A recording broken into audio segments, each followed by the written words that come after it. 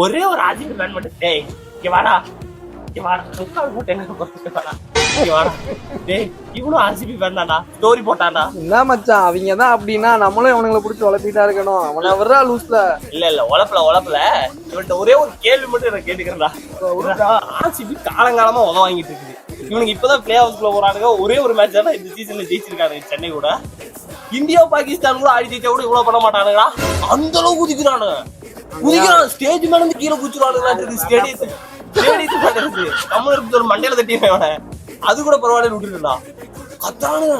Instagram பூரா தெரிக்க விடுறானுங்க. எதுக்கு? சென்னை கூட ஜெயிச்சதுக்கு. அது கூட பரவாயில்ல.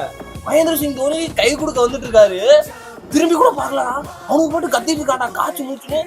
அவனுக்கு ஹோம் கிரவுண்ட்ல உஷாண்டா. அவன் என்னென்ன பண்றானுங்க. இது எல்லாத்தையும் மன்னிச்சிருவோம்டா. ஜெயிச்சானுங்க ஆடுறானுங்க. இது எல்லாத்தையும் விட்டுறா.